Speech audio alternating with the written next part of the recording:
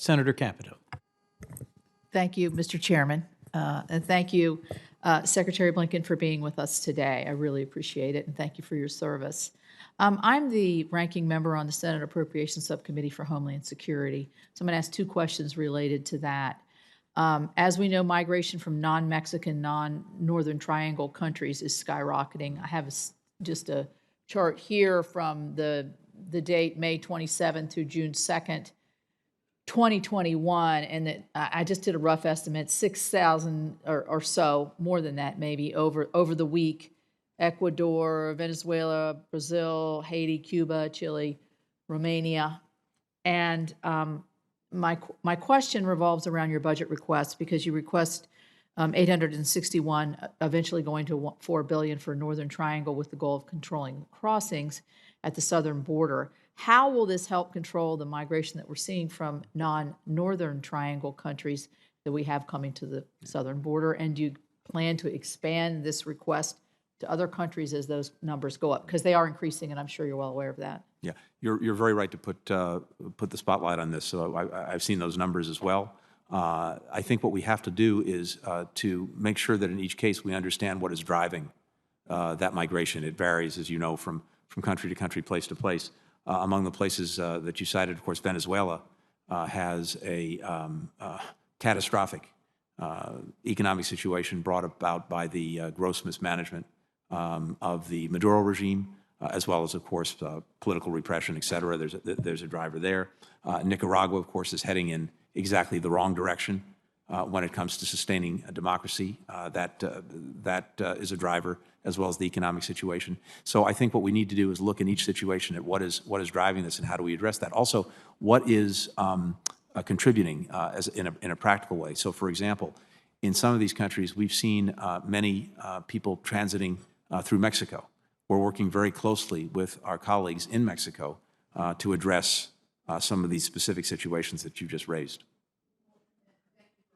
Mentioning that, I do think that Mexico has changed some of their policies. Mm-hmm. They have. And it's, for instance, migrants can fly into a Mexican airport close to our border with limited visa requirements and simply walk from the airport across the border. I mean, this is definitely a problem. We can argue about what all of the issues are. The issues are, there are more people, there are from different countries, it's costing our country and their countries, and we need to find a solution here to crack down on this, because I think the American people, when they think 170,000 people are coming across the border illegally a month, is an astronomical.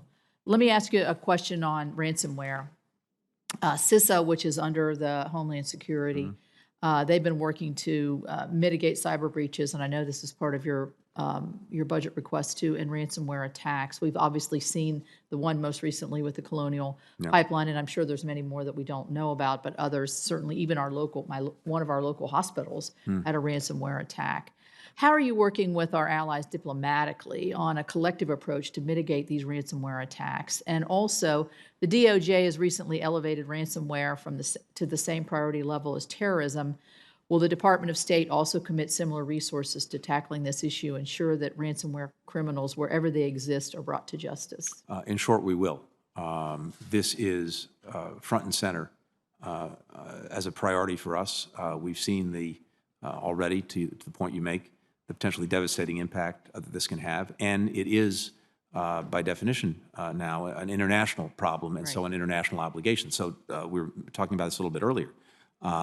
We are, among other things, getting together with other concerned countries, first to try to establish the principle that any state that harbors criminal enterprises or organizations engaged in ransomware, that is not acceptable, and they need to take action against it. And if not, there are going to need to be some consequences. Second, there's a lot that we can do on a coordinated basis internationally to try to disrupt some of these criminal networks and enterprises. That's what we're working on.